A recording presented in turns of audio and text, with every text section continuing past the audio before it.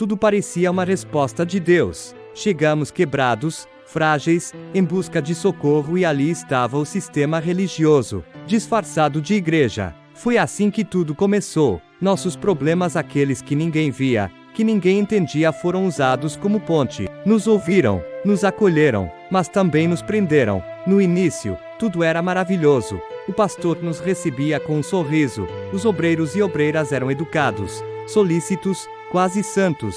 Parecia que finalmente alguém se importava. E aquilo nos tocava, porque no mundo lá fora, nem os amigos, nem a família pareciam perceber nossa dor. Ali dentro, enfim, nos sentíamos vistos. Logo começaram os ensinamentos. Nos mostraram como a fé verdadeira poderia transformar nossa vida. Nos ensinaram a orar, jejuar, ler a Bíblia e, claro, os livros e manuais do próprio sistema. Aprendemos a frequentar as reuniões, a seguir orientações, a vestir a roupa certa, a usar as palavras certas. Era como uma escola, mas uma escola que, aos poucos, nos moldava para dentro de uma estrutura que não sabíamos questionar. E assim começava a caminhada. Entre orações e ensinamentos, algo começou a mudar. Nos ensinamentos disfarçados, o sistema ia revelando sua verdadeira face. Fomos aprendendo a ofertar não como um ato espontâneo de fé, mas como um dever silencioso. O dízimo, os envelopes, as campanhas. Era dinheiro, mais dinheiro, e nunca se questionava. A obediência era o que contava. Me lembro como se fosse hoje.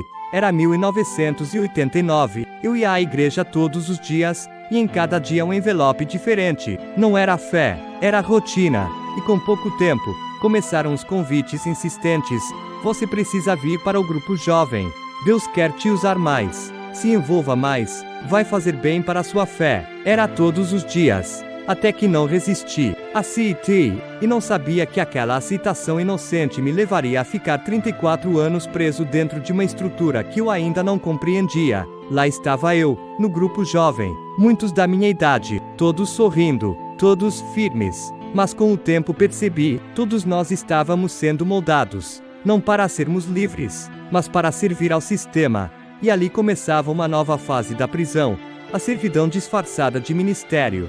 Dentro do grupo jovem, tudo era encantador. Os líderes conversavam com a gente, orientavam, ensinavam a evangelizar. A missão era clara: trazer outros jovens para dentro do sistema. E eu, fascinado com tudo aquilo, só queria ajudar mais. Queria ser útil. Queria fazer a obra. Com o tempo, o meu esforço foi notado. Estava sempre presente, fazia tudo o que me pediam. Foi aí que me colocaram como responsável por outros jovens. Passei a ser um coordenador. Parecia uma honra, um privilégio, mas na prática, era só mais peso nas costas. Meu tempo, que já era pouco, desapareceu. Agora eram as reuniões da igreja, as reuniões do grupo, os encontros de evangelização, as limpezas do templo. E aqui eu preciso deixar uma coisa clara: a igreja somos nós, não um galpão com um letreiro de instituição.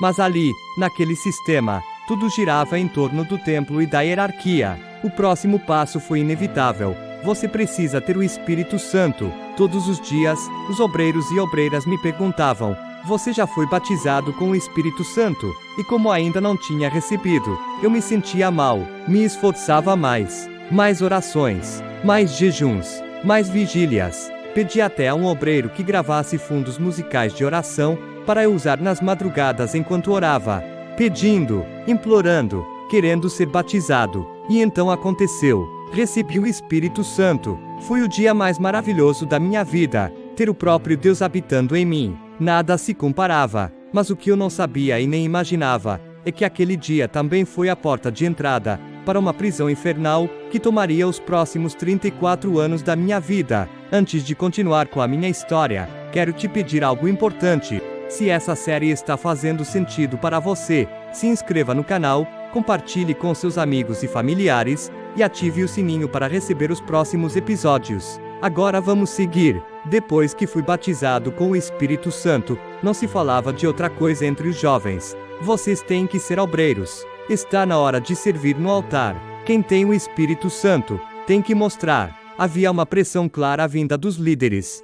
E quem se destacava, não podia ficar para trás. Nessa época, eu já estava namorando hoje minha esposa, mas o sistema começou a plantar em mim a arrogância. Eu perguntava para ela quase todos os dias: você já recebeu o Espírito Santo? E ela me respondia que ainda não. Então eu cobrava, duro: não vou te esperar. Eu quero ser obreiro. Parecia que ser obreiro era mais importante do que amar com paciência, mais importante do que caminhar junto. O sistema ensinava que quem não se encaixava nos seus padrões, atrapalhava. A arrogância foi tomando conta, começou a ditar meus dias. Na convivência com outros jovens, com minha namorada, no trabalho. E o pior, eu achava que estava agradando a Deus. Mas o sistema não queria minha pureza, queria meu desempenho, queria um molde pronto, do jeito que eles planejavam. Meu líder passou a me cobrar resultados com os jovens.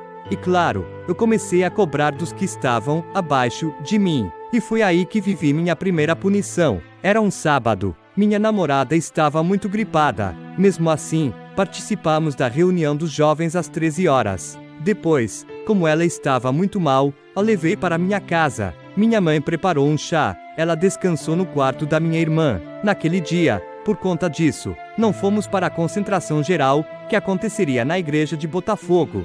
No dia seguinte, domingo, após as reuniões da manhã, tínhamos um encontro com os jovens às 12h30, antes da evangelização. Quando cheguei para essa reunião, o líder me chamou e disse friamente: você não vai ajudar hoje, vai pro banco. Sentar no banco era o código silencioso de punição. Todos os jovens olharam para mim. Eu fiquei ali, exposto, sem direito de explicação, humilhado. Depois ele ainda disse: ela ainda não é sua esposa para você faltar à reunião, por causa dela. Fui a primeira injustiça, de muitas que viriam. Tudo que você ouviu até aqui aconteceu nos primeiros 8 meses desde que comecei a frequentar o sistema religioso escravocrata, disfarçado de igreja. Sim, isso tudo e muito mais em menos de um ano. Foram meses intensos, cheios de emoções misturadas: esperança, culpa, fé, medo, cobrança, paixão, dúvida, exaustão.